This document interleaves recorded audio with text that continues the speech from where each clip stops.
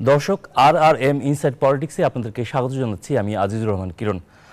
মূলত এই অনুষ্ঠানে আমরা সমসাময়িক রাজনৈতিক বিভিন্ন বিষয় নিয়ে কথা বলে থাকি। আজকেও তার ব্যতিক্রম নয়। আজকে আমরা কথা বলতে যাচ্ছি রাজনীতির আস্থার সংকট কেন। এ বিষয়ে কথা বলার জন্য ইতিমধ্যে আমাদের সঙ্গে যুক্ত হয়েছেন বাংলাদেশ সমাজতান্ত্রিক দল বাসদের সহ-সাধারণ সম্পাদক জনাব রাজেকুজ্জামান রতন। আপনাকে স্বাগত জানাচ্ছি এবং কিছুক্ষণের মধ্যে আমাদের সঙ্গে আরও যুক্ত হবেন বিএনপি চেয়ারপারসন উপদেষ্টা এবং সাবেক সংসদ সদস্য মোহাম্মদ হারুন রশিদ।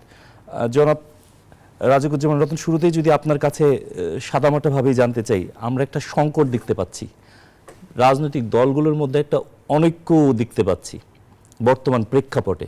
আপনি আসলে আপনার চোখে কিভাবে দেখছেন? ধন্যবাদ। রাজনৈতিক দলগুলোর মধ্যে অনৈক্য থাকাটাই তো স্বাভাবিক।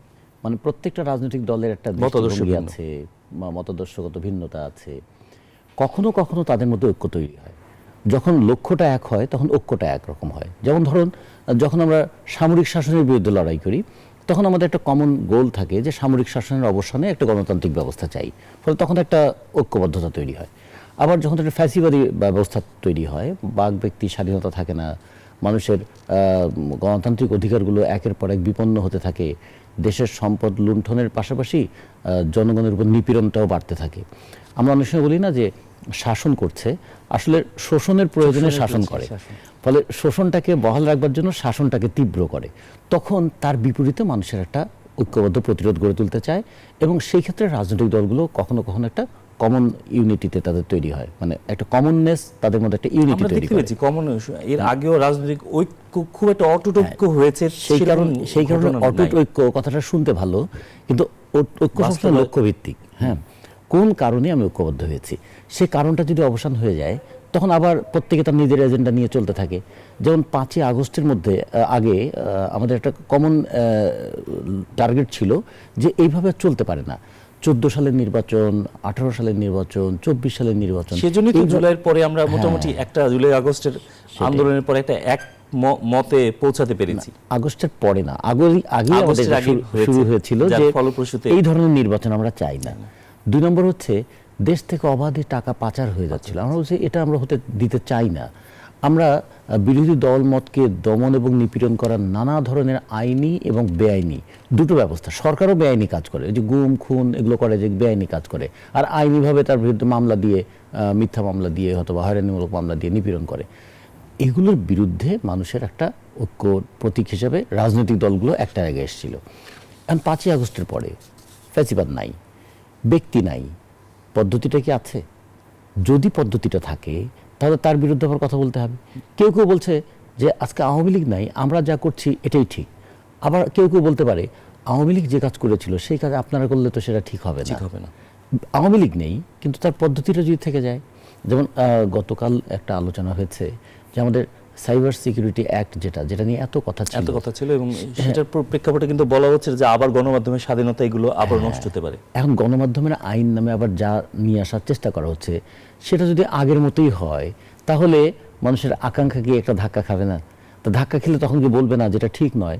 তখন যদি আবার কেউ বলে আমরা অন্তর্বর্তীকালীন সরকার, আমরা একটা ফ্যাসিবাদকে হটিয়ে ক্ষমতায় এসেছি, ফলে আমরা যা করছি এটাই গণতান্ত্রিক, তাহলে সেটা তো একমত আমরা বিপ্লবী সরকার যা করবো সবই ঠিক আছে, তা হবে না। সে কারণে মনে করি যে লক্ষ্য যদি আলাদা হয় তাহলে ঐক্য করা মুশকিল, আবার লক্ষ্য যদি একরকম হয় তাহলে ঐক্যটাও করাটা সহজ। যেমন এখন একটা আবার কোনো কোনো ক্ষেত্রে ঐক্য তৈরি হচ্ছে, সেটা কি, এই সরকার আসলে কতদিন থাকবে, এই সরকার যে কাজগুলো করছেন তার আইনগত বৈধতাটা কে দেবে, সংস্কার কতদিনে হবে, হ্যাঁ সংস্কার কতদিনে হবে, সংস্কারের পরে এই সংস্কারটাকেও আবার বৈধতা দেবে কে? তাহলে পার্লামেন্ট লাগবে।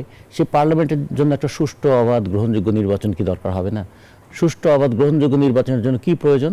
সেখানে অন্তত দলীয় সরকারের অধীনে নির্বাচন নয়, তত্ত্বাবধায়ক সরকারের অধীনে নির্বাচন, এটা আসবে। তো এই ক্ষেত্রে নিশ্চয়ই দেখবেন খুব দ্রুত একটা ঐক্যমত তৈরি হয়ে যাবে যে হ্যাঁ, তত্ত্বাবধায়ক সরকারের অধীনে নির্বাচনে আমরা সবাই একমত হয়ে গেলাম।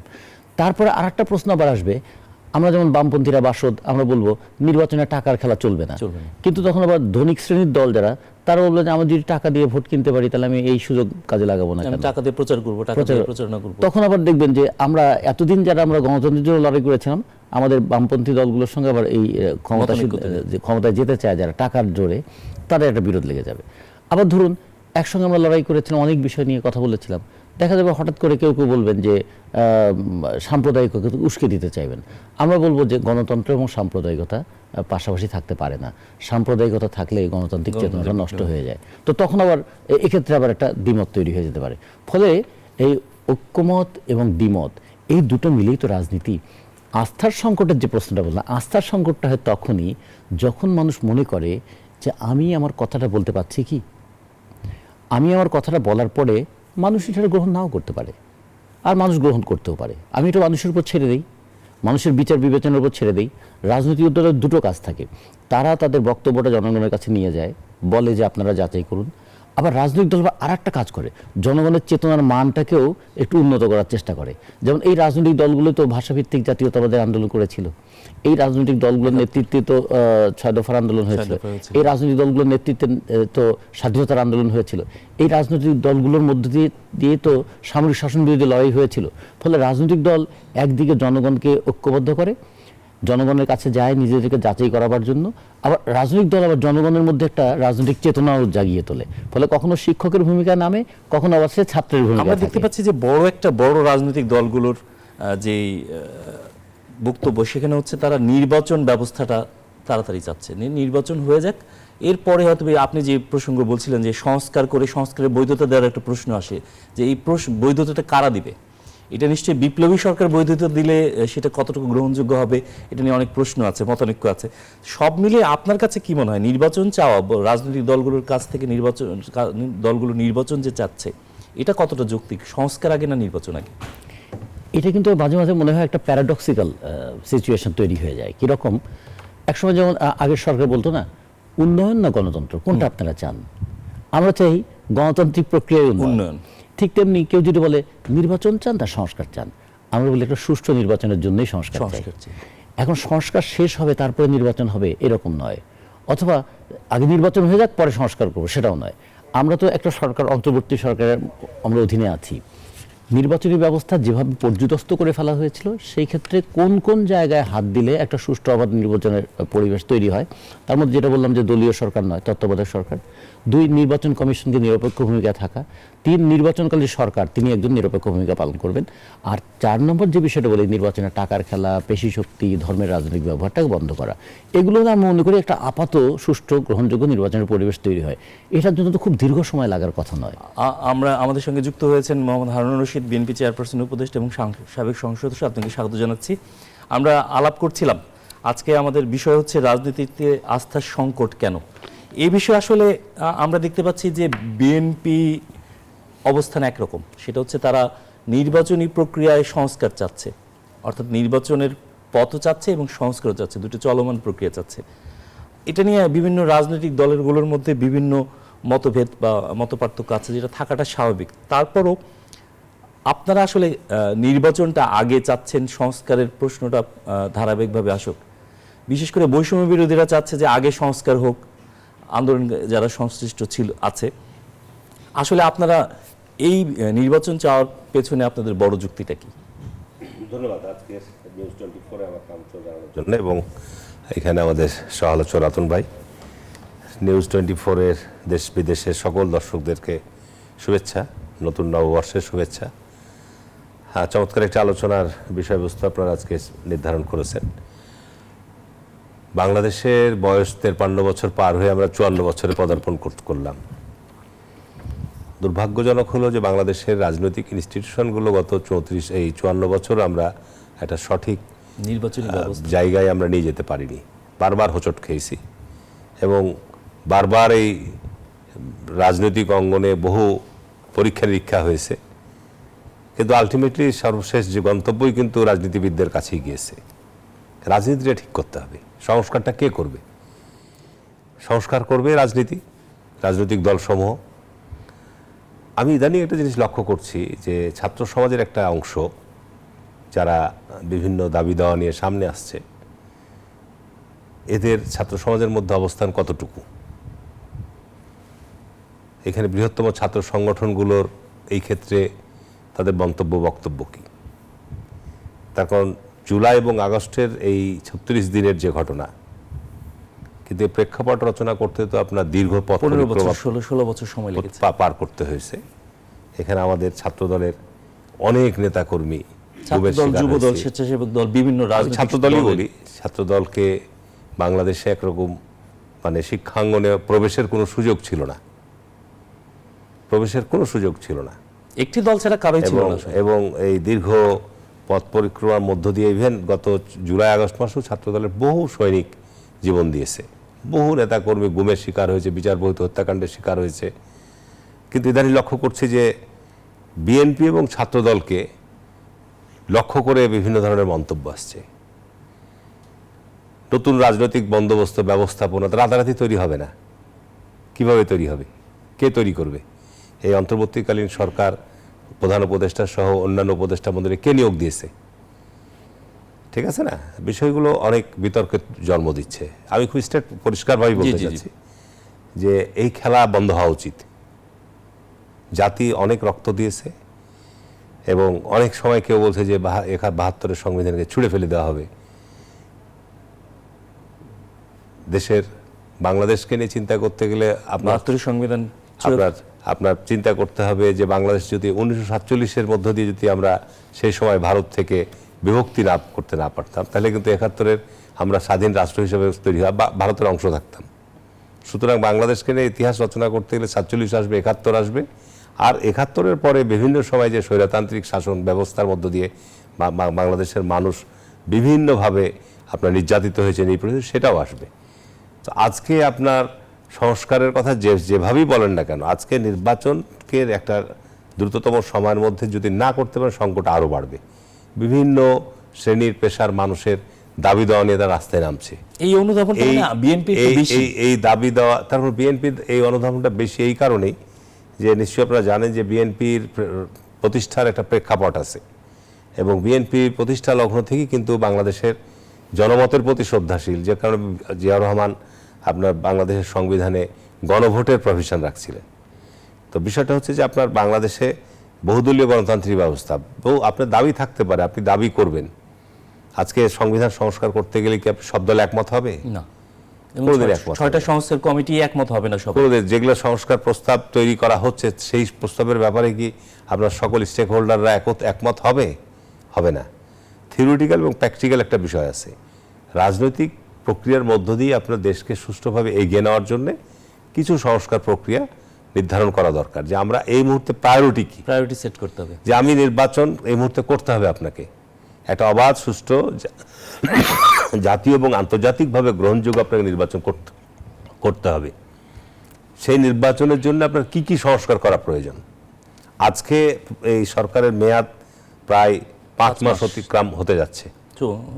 আমি যদি প্রশ্ন করি যে আজকে যারা বৈষম্যবিরোধী ছাত্র ব্যানারই হোক বা আপনার বিভিন্ন ব্যানারই যারা আজকে বিভিন্ন দাবি দেওয়া তুলছে, এই 5 মাসের মধ্যে স্বৈরাচারের প্রধান যিনি কর্তা তিনি আপনার দেশ ছেড়ে পালিয়েছে, তার সাথে তার সঙ্গী কিছু নিয়ে গেছে। কিন্তু গোটা 15 বছর যাবৎ রাষ্ট্র কাঠামোতে এই অবস্থা সৃষ্টির জন্য যারা দায়ী, দোষী, এ পর্যন্ত তাদের বিরুদ্ধে কতটুকু ব্যবস্থা নিতে পেরেছেন? বিভিন্ন জায়গায় আপনার তারা এখনো কর্মরত আছে। এই জন্য তো সরকার বা বৈষম্য বিরোধী যে কারণে আপনার যারা এই কথাগুলো বলছে সংস্কার চাচ্ছে, তো এই কারণে আপনার এটা সংস্কার তো দরকার না। আপনি এত বড় রক্তপাতের মধ্য দিয়ে, এটা পুলিশ যারা অপরাধ করেছে, আজকে দেখলাম একটা নিউজে যে 900 কতজনের মধ্যে তারা 924 জন মতো আপনার পলাতক নাই, তারা সরাসরি গণহত্যার সাথে জড়িত, এই অপরাধগুলোর সাথে তারা জড়িত। তারা জানে যে তারা থাকলে হয়তো তারা জনগণের দ্বারা যে জনরোষের শিকার হবে, যে কারণে তারা পালিয়ে গেছে, নাই। কিন্তু অন্যান্য সংস্থার কর্মকর্তারা তারা কি অপরাধের সাথে জড়িত না? এই জন্য কিন্তু বিভিন্ন বিভাগগুলোর মধ্যে অসন্তোষ বিরাজ করছে। এই অসন্তোষ দূর করতে গেলে আপনার একটা নির্বাচিত সরকার লাগবে এবং নির্বাচিত সরকার আজকে যে সংস্কারের কথাগুলো আছে তাদের ভিশন, লক্ষ্য স্থির করবে। সে অনুযায়ী তারা আপনার, এটা তো রাতারাতি আপনি করতে পারবেন না, এটার জন্য আপনাকে সেই সময় নিয়ে এটা লক্ষ্য স্থির করে আপনাকে অগ্রসর হতে হবে।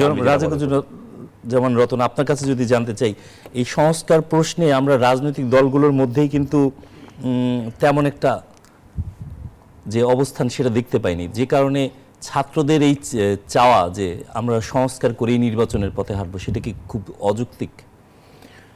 আমার কাছে মনে হয় যে এটা ঠিক ইতিহাসের পুরোপুরি সত্যটা উদ্ঘাটিত হলো না এই কথার মধ্যে দিয়ে। যেমন ধরুন, আমরা যখন বলেছি যে দলীয় সরকারের অধীনে নির্বাচন নয়, এটা কি একটা সংস্কারের চাওয়া নয়?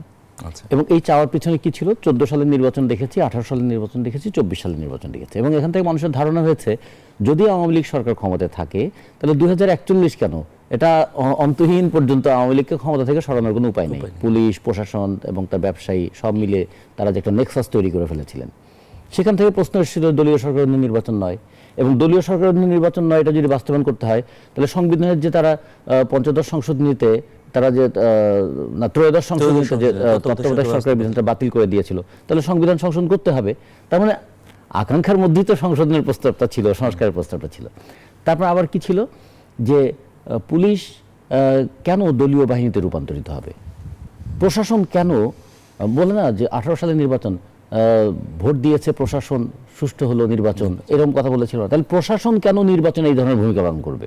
তাহলে সেখান থেকে ছিল প্রশাসনিক নিরপেক্ষতার প্রশ্নটা ছিল, পুলিশ আইনের সংস্কারের প্রশ্নটা ছিল, তারপরে ছিল যে দেশের টাকা যে বাইরে পাচার হয়ে যাচ্ছে, তার মানে আর্থিক ক্ষেত্রে তাহলে একটা সংস্কার থাকা উচিত। বাংলাদেশ ব্যাংক বলছে বাংলাদেশ থেকে বৈধভাবে বিদেশে টাকা নিয়ে যাওয়ার কোনো উপায়ই নাই, $10,000 বেশি কেউ একবার নিয়ে যেতে পারবে না। তাহলে হাজার হাজার ডলার পাচার হচ্ছে, লক্ষ লক্ষ ডলার পাচার হয়ে যাচ্ছে, কোটি কোটি ডলার পাচার হয়ে যাচ্ছে, কিভাবে সম্ভব? তার মানে নিশ্চয়ই একটা দুর্নীতির এমন একটা চক্র এখানে আছে, তাহলে অর্থনৈতিক খাতে তাহলে একটা সংস্কার দরকার। আচ্ছা, তারপরে আমরা দেখলাম যে আমাদের ডাটার ক্ষেত্রে যে সংস্কার, ডাটা মানে তথ্য, সরকার বলছে যে এত উৎপাদন হয়েছে, এত কিন্তু বাস্তবে তা দেখা যাচ্ছে না। তারপরে আমরা দেখুন আমাদের বড় বড় মেগা প্রকল্পের চমকগুলো দেখুন। আমাদের মেট্রো রেল হলো, আমরা খুব এনজয় করছি এটা, ঢাকা শহরের 6% মানুষ মেট্রো রেল ব্যবহার করতে পারেন। এখন মেট্রো রেলের যদি ভাড়ার হিসাবটা দেখি যে ভারতের তুলনায়, পাকিস্তানের তুলনায়, থাইল্যান্ডের তুলনায়, সব দেশের তুলনায় বাংলাদেশের মেট্রো রেলের ভাড়া বেশি। তারপরে 45 বছর লাগবে মেট্রো রেলের শুধু খরচ তুলতে। তাহলে কেন এই অতিরিক্ত খরচ করে পেট্রোলটা, এই খরচ কি কমানো যেত না? কিংবা চট্টগ্রামে একটা এক্সপ্রেসওয়ে হয়েছে, কালকে আপনারা দেখেছেন যে 4 ঘন্টায় 1,500 গাড়ি চলেছে। তাতে দিনে তাদের আয় কত হবে? দিনে যদি 1 লাখ টাকাও আয় হয় তাহলে 4,500 কোটি টাকা দিয়ে যেটা হলো, এটা তো প্রায় কতদিন, প্রায় কত বছর যে লাগবে এর কোনো হিসাব করে আমি বের করতে পারছি না। বছরে যদি দৈনিক যদি 1 লাখ টাকা করে হয় তাহলে বছরে হবে 3.5 কোটি টাকা। যদি 2 লাখ টাকা করে হয় বছরে হবে 7 কোটি টাকা। তাহলে বছরে 7 কোটি টাকা হলে 4,500 কোটি টাকা কত বছর লাগবে? তাহলে এই যে আমরা একটা প্রকল্প করলাম, তার কি ফিজিবিলিটি স্টাডিটা হবে না? আমাদের যে রামপাল বিদ্যুৎ কেন্দ্রটা করলাম, কয়লা ভিত্তিক বিদ্যুৎ কেন্দ্র, সেখানে সুন্দরবনের ক্ষতি কি হবে আর খরচ কি হবে, আর কিভাবে এটা ভারত নির্ভর একটা প্রকল্প হলো, তা সেটার কি তাহলে কোনো জবাবদিহিতা থাকবে না? ফলে ট্রান্সপারেন্সি অ্যান্ড অ্যাকাউন্টেবিলিটি, স্বচ্ছতাও চেয়েছিলাম, জবাবদিহিও চেয়েছিলাম, এগুলো কি সংস্কার প্রস্তাবের মধ্যে আসে না? ফলে আমরা মনে করি কি সংস্কার শুধুমাত্র এই 4টা বর্ণমালা দিয়ে তৈরি একটা শব্দ না, সংস্কার একটা কনসেপ্ট। যেমন করে দেশটা চলছে তেমন করে দেশটা চলবে না, যেমন করে তারা চালিয়েছিলেন তেমন করে ভবিষ্যতে চলবে না, এই আকাঙ্ক্ষার মধ্যেই তো পরিবর্তনের আকাঙ্ক্ষাটা ছিল। ফলে কেউ যদি বলে এতদিন আপনারা কোথায় ছিলেন, রাজনীতিবিদরা তো কিছু করতে পারেনি, শেষ বিচারে সংগ্রামরত রাজনৈতিক। এখন রাজনৈতিক সংগ্রামে দেখুন বাংলাদেশের ইতিহাসের গতিপথটা দেখুন। 52 ভাষা আন্দোলনের সামনের কাতারে কারা ছিল? ছাত্ররা। 62 শিক্ষা আন্দোলনের সামনের কাতারে ছিল ছাত্ররা। 69 গণঅভ্যুত্থানের সামনের কাতারে ছাত্ররা। 90 গণঅভ্যুত্থানের সামনের কাতারে ছাত্ররা, এবং এবারও 24-এ ছাত্র। ছাত্ররা এবারই প্রথম ছাত্ররা নেমেছে, এটা কিন্তু এইভাবে বললে হিস্ট্রিকে ডিস্টর্ট করা হয়। এটা historical responsibility of the student community, যে তারাই তো জনগণের কথাটা তুলে ধরবেন, জনগণের বেদনাটা তুলে ধরবেন, জনগণের সংগ্রামটা তুলে ধরবেন, এবং তারাই তো রাজপথে থাকবেন। আজকে আমাদের যাদের একটু বয়স হয়েছে, আমরা যখন ছাত্র ছিলাম, আমরা ছাত্রদের হতাশাটা আরো বেশি। হ্যাঁ, কিন্তু হতাশার সঙ্গে দায়বোধটাও লাগবে। আমি হতাশ হয়ে যাওয়াটা এটা একটা ফ্যাশন যেন না হয়ে যায়, আমার দায়বোধটা থাকে। এই জন্য একসময় বলা হয় না, হতাশা হচ্ছে মধ্যবিত্তদের বিলাস, তারা হতাশ হতে পছন্দ করে। কিন্তু একটা রিক্সা চালকের কিন্তু হতাশ হওয়ার কোনো উপায় নেই, কালকে তাকে রিক্সা নিয়ে নামতেই হবে। একজন গার্মেন্টস কর্মীদের তার যত কমই বেতন পাক তাকে কিন্তু কারখানায় যেতেই হচ্ছে, একজন কৃষককে যেতেই হচ্ছে। মানে শ্রমজীবী মানুষের হতাশ হওয়ার উপায় নেই, তার জীবন তাকে বাধ্য করছে কাজে লিপ্ত করতে। ফলে আমরা এই হতাশা, মানে মধ্যবিত্তের হতাশা বিলাসিতায় যেন আচ্ছন্ন না হই। রাজনৈতিক ব্যক্তি হিসেবে, রাজনৈতিক প্রতিষ্ঠান হিসেবে দেশের রাজনীতিকে সঠিক ধারায় প্রবাহিত করার জন্য, পরিচালিত করার জন্য আমাদের একটা নৈতিক দায়িত্ব আছে। এই দায়িত্ব আমাদের পালন করে যেতেই হবে। ক্ষমতায় যেতে পারছি কি পারছি না এটা সেকেন্ডারি কোশ্চেন, কিন্তু প্রাইমারি কোশ্চেন হচ্ছে যখন একটা অন্যায় হলো, অন্যায়কে যেন আমরা অন্যায় বলতে পারি। যেন হারুন রশিদ, আপনার কাছে যদি জানতে চাই, নির্বাচন প্রশ্নেই কি রাজনৈতিক রাজনীতিতে ঐক্য এবং ছাত্র সংগঠনগুলোতে বিভাজন দেখা যাচ্ছে কিনা, বিশেষ করে বৈষম্য বিরোধী ছাত্র আন্দোলনে যারা যুক্ত ছিলেন তাদের মধ্যে একটা মতপার্থক্য রাজনৈতিক দলগুলোর মধ্যে? আমি তো একটা রাজনৈতিক দল করি, আমার যে তিক্ত অভিজ্ঞতা, আমরা যে আকাঙ্ক্ষা, যে স্বপ্ন নিয়ে আমরা আপনার শহীদ রাষ্ট্রপতি জিয়াউর রহমানের যে বহুদলীয় একটা গণতান্ত্রিক ধারা রাজনীতিতে যুক্ত হয়েছিলাম, এবং আমরা ছাত্র রাজনীতি থেকে আজকে জাতীয় সংসদ সদস্য হয়েছি, এবং আমাদের যে স্পিরিট, আমাদের যে চিন্তা ভাবনা, সেই আলোকে আমরা জেনারেল এরশাদকে তার অবৈধ শাসনকে আমরা উৎখাত করেছিলাম। এরপরে যাত্রা শুরু হয়েছিল, প্রায় হোঁচট খাচ্ছি। কেন জানি না, যেহেতু এখন আওয়ামী লীগ আপনার পর্দার বাইরে চলে গেছে, অন্তরাল থেকে তারা অনেক রকমের খেলা খেলতে পারে, এই মুহূর্তে তারা পর্দার অন্তরালে চলে গেছে। স্বাভাবিক কারণেই বাংলাদেশের গত 50 বছরের নির্বাচনী যে হিস্ট্রি, তাতে বিএনপি এবং আওয়ামী লীগ একে অপরের প্রতিদ্বন্দ্বী, এটা তো অস্বীকার করার পথ নাই। আর আপনি যদি রাতারাতি কোনো জনমত তৈরি করতে চান, সময় লাগবে। নতুন রাজনৈতিক বন্দোবস্ত, নতুন চিন্তাভাবনা, 71-এর মুক্তিযুদ্ধের পরও কিন্তু বাংলাদেশে বৈজ্ঞানিক সমাজতন্ত্র, নতুন চিন্তাভাবনা নিয়ে ছাত্র সমাজ গর্জে উঠেছিল, চেষ্টা করেছে। এখন কথা হচ্ছে, এটা দোষের কিছু না, এটা প্রচেষ্টা, মানে আপনার নতুন চিন্তাভাবনা নিয়ে নতুন পথ তৈরি করার জন্য চেষ্টা করবে, অসুবিধার কিছু নাই। এবং এখানে যেহেতু গত 15 বছর মুক্ত মত প্রকাশে, নতুন চিন্তাভাবনা বহিঃপ্রকাশ ঘটানোর সুযোগ ছিল খুবই সীমিত, এখন যেহেতু সেই ব্যারিয়ারটা নাই, আমি মনে করি তারা কাজ করবে। কিন্তু আমার ভয় হয় কি, যে আপনি দেখবেন যে বিএনপিকে রাষ্ট্রীয় ক্ষমতায় আসার ক্ষেত্রে সবসময় একটা বহিঃশক্তি, দেশের অভ্যন্তরীণ শক্তি সর্বদাই একটা প্রতিবন্ধকতা বা একটা ধরনের আপনার কনস্পিরেসির মধ্যে থাকে। রাজনীতির কোনো বিকল্প নাই, এবং গণতান্ত্রিক প্রক্রিয়া দিয়ে নির্বাচনের কোনো বিকল্প নাই। এর বাইরে যদি অন্য কোনো চিন্তা ভাবনা করা হয়, আমি আপনার স্টেজে এই স্টুডিওতে বলে যাচ্ছি, বাংলাদেশ জাতীয়তাবাদী দল যে কোনো ত্যাগ স্বীকারের জন্য প্রস্তুত থাকবে। হ্যাঁ, আপনাদের এবং স্পষ্টভাবেই আমরা জনগণের অধিকার প্রতিষ্ঠার জন্য আমরা 15 বছর লড়াই করেছি, যদি আরো লড়াই করতে হয়। আমরা এখন এই সরকারকে সহযোগিতা দিচ্ছি, সমর্থন দিচ্ছি। স্পষ্ট যদি আমরা দেখি যে ভিন্ন কোনো চক্রান্ত পরিলক্ষিত হচ্ছে, আমরা এটার জন্য যা করা দরকার তাই করব। তার কারণ আপনার বাংলাদেশের জনগণকে নিয়ে এইভাবে আপনার এখন গোটা রাষ্ট্র একটা স্থবির অবস্থার মধ্যে আছে, আপনি কোনো সিদ্ধান্ত গ্রহণ করতে পারছেন না। সিদ্ধান্ত গ্রহণ করার ক্ষেত্রে যে সমস্ত সিদ্ধান্তগুলো আপনি সংবিধানের সাথে সাংঘর্ষিক হবে, সেগুলো তো আপনাকে পার্লামেন্টে যে মেজরিটি দলের কাছ থেকে আপনাকে রেকটিফাই করা লাগবে। সুতরাং আপনি যত বিলম্ব করবেন, তত তো রাষ্ট্র আপনার এইভাবে 2-3 বছর যাবত আপনার একটা সংবিধানের একটা ছায়ার উপর দিয়ে আপনি চলার, আমি মনে করি। আমরা এই আলোচনায় ফিরবো, একটা বিরতিতে যেতে হচ্ছে। দর্শক, RRM ইনসাইড পলিটিক্সে একটা বিরতি নিচ্ছি, আশা করি আমাদের সঙ্গেই থাকবেন।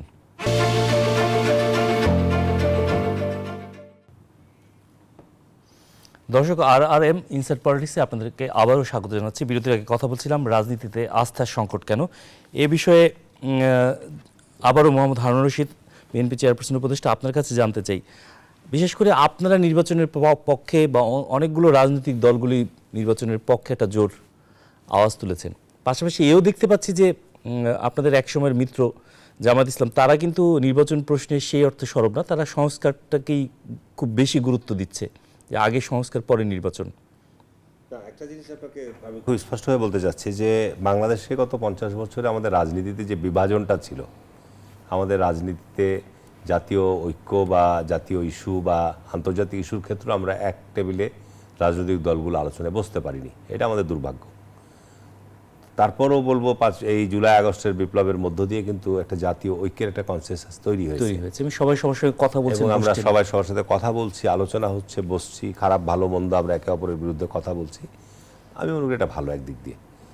নির্বাচন ইস্যুকে কেন্দ্র করে জাতির মধ্যে বিভাজন তৈরি হোক, এটা আমরা প্রত্যাশা করি না। বড় দল হিসাবে আমরা এটা, আমি ব্যক্তিগতভাবে বলি, যেটা আমরা মোটেও বিএনপি জায়গা থেকে এটা প্রত্যাশা করি না। বিএনপি সবসময় জাতীয় ঐক্যের ডাক দিয়ে আসছে, যে আগামীতে যে নির্বাচন অনুষ্ঠিত হবে, এখানে যারা বিগত সময়ে ফ্যাসিবাদ বিরুদ্ধে আন্দোলন করেছে তাদেরকে নিয়ে একটা ঐক্যমতের জায়গা আমরা তৈরি করার একটাই থাকবো। আর কত, আপনার দেশটাকে সুন্দর করে গড়তে গেলে, দেশটাকে একটা গণতান্ত্রিক যাত্রায় এগিয়ে নিয়ে যেতে গেলে আমাদের অন্তত কিছু হলেও একটা জায়গায় ক্ষমতা থাকতে হবে।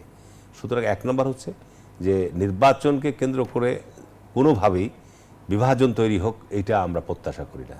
নাম্বার 2 হচ্ছে যে আপনার যে নির্বাচনকে কেন্দ্র করে যে ষড়যন্ত্রটা হচ্ছে, এটাও আমাদের কাছে প্রত্যাশিত না।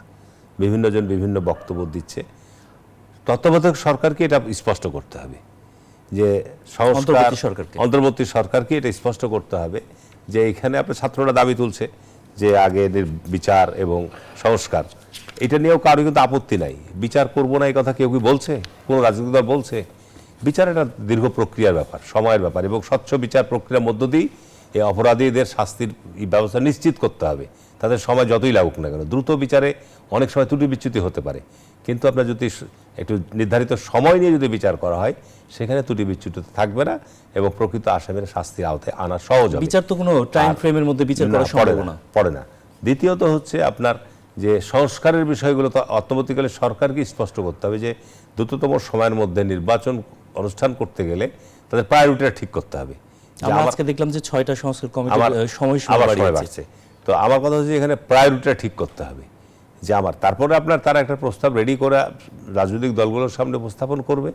রাজনৈতিক দলগুলো যারা ক্ষমতায় আসবে, পার্লামেন্টে যারা আসবে, আলাপ আলোচনার ভিত্তিটা কন্টিনিউ করবে। আপনার জাতির মঙ্গলের জন্য, কল্যাণের জন্য যেটা করা প্রয়োজন, যেটা করা উদ্যোগ নেওয়া দরকার, সেটা নিতে হবে। এখন তো আমাদের মধ্যে যদি বিভাজনটা তৈরি হয়ে যায়, সেটা তো আরেকটা সংকটের দিকে আমরা চলে যাব জাতিকে নিয়ে। এই ষড়যন্ত্রটাই আমি মনে করছি যে নতুন করে আজকে যারা দানা বাঁধার চেষ্টা করছে, এটা আমাদের দেশের জন্য, জাতির জন্য মোটেও কাঙ্ক্ষিত না, ভালো নয়। রাজিকুজ্জামান রতন, আপনি কি এটার সঙ্গে একমত যে এটা ষড়যন্ত্র হতে পারে বা সেই ষড়যন্ত্রের দানা বাঁধা শুরু করেছে? এটাকে ষড়যন্ত্র না বলে এটা বলি তাদের একটা পরিকল্পনা বলতে পারি। হ্যাঁ, ষড়যন্ত্র তো গোপনে হয়, এটা তো অনেক কিছু আমরা প্রকাশ্যে দেখতে পাচ্ছি। যেমন ধরুন, জামাত প্রথমে বললো সে আওয়ামী লীগকে ক্ষমা করে দিয়েছে, আচ্ছা, তারপরে বললো না ক্ষমা করিনি।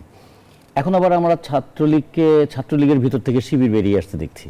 এখন যদি বিচার, তাহলে কার বিচার করবে কে? এটা হলো একটা সমস্যা।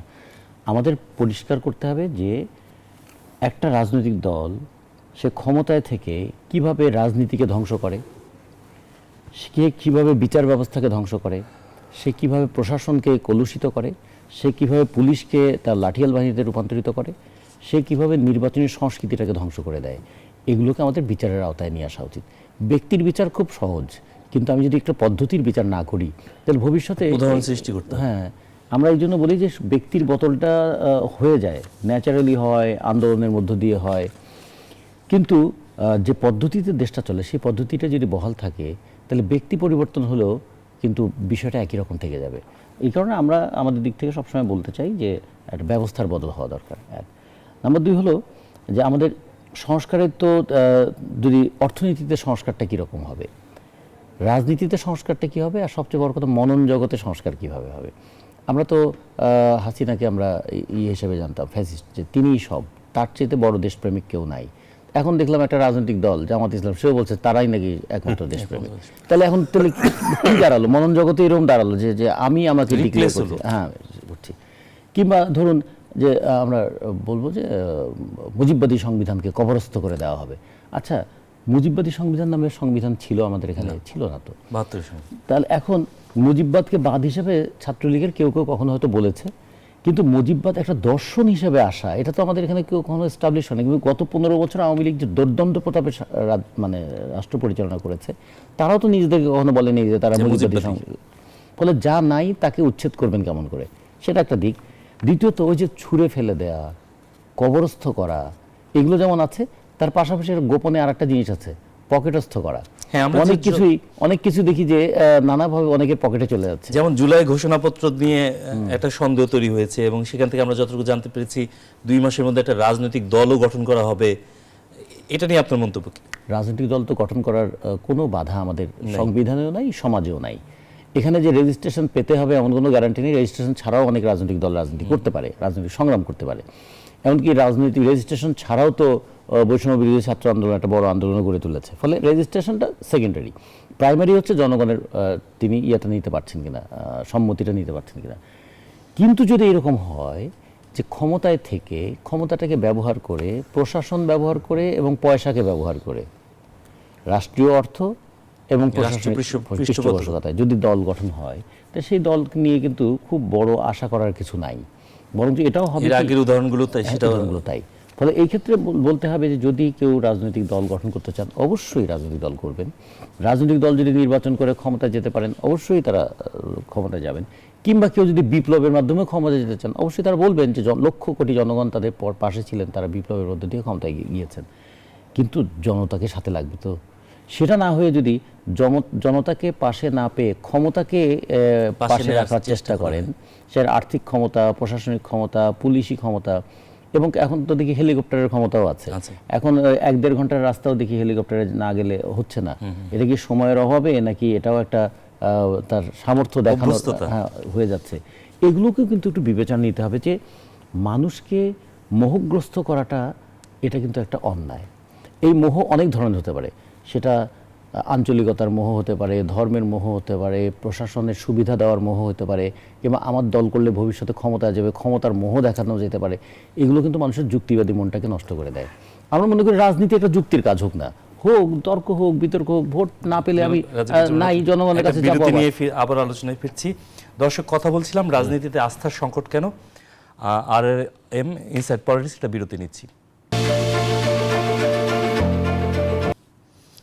RRM ইনসাইড পলিটিক্সে আপনাদেরকে আবারও স্বাগত জানাচ্ছি। বিরতির আগে কথা বলছিলাম রাজনীতিতে আস্থার সংকট কেন, এবং কথা বলছিলাম বিএনপি সহ বড় রাজনৈতিক দলগুলো এবং ছোট রাজনৈতিক দলগুলো এবং হচ্ছে বৈষম্য বিরোধীর মধ্যে ছাত্র আন্দোলনে যারা জড়িত তাদের মধ্যে একটা দূরত্ব দেখা যাচ্ছে। জনাব হারুন রশিদ, আপনার কাছে কি মনে হয় যে তাদের মেধা মননে কি কোনো দূরত্ব আছে কিনা? এখানে রাজনীতিতে তো মতভেদ, মতপার্থক্য থাকবে, এটা আমি সবসময় বিশ্বাস করি, এবং সেটা যখন কোনো মানে পার্টিকুলার আপনার যখন ব্যক্তিগত কোনো স্বার্থ সংশ্লিষ্ট জড়িয়ে যায়, মানে এটাকে কি বলবো আপনাকে, যে পার্সোনাল ইন্টারেস্টের জায়গায় যখন আঘাত করে তখন সেটা সংঘাতের রূপ নেয়। যেমন আপনারা চাচ্ছেন নির্বাচন, আর এখন এখানে আমরা নির্বাচন চাচ্ছি, এটা for interest of the people. আমরা গোটা দেশের জাতির জনসাধারণের এটা হচ্ছে এখন মৌলিক একটা দাবি, যে 15 বছর 16 বছর থেকে আমরা ভোট দিয়ে প্রার্থী নির্বাচন করতে পারিনি। আমরা এই মুহূর্তে দ্রুততম সময় একটা অবাধ, সুষ্ঠু, নিরপেক্ষ নির্বাচন চাই।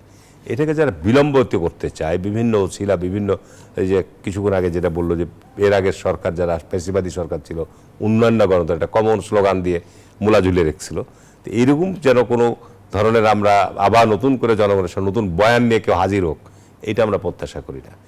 আর ছাত্রদের মধ্যে তো আপনার বিভিন্ন মত পথ আছেই, তার মধ্যে নতুন করে কেউ আপনার কোনো মত পথ, নতুন কোনো ব্যবস্থা তৈরির যদি উদ্যোগ নেয় আমরা স্বাগত জানাবো, অবশ্যই জানাবো। কিন্তু আমরা যখন লক্ষ্য করব যে এটা বিএনপিকে হেয় প্রতিপন্ন করা বা বিএনপিকে কটাক্ষ করা বা বিএনপিকে বিভিন্নভাবে প্রশ্নবিদ্ধ করার জন্য যদি করতে চায়, তাহলে তো সেই ক্ষেত্রে আমাদেরকে ভাবতে হবে।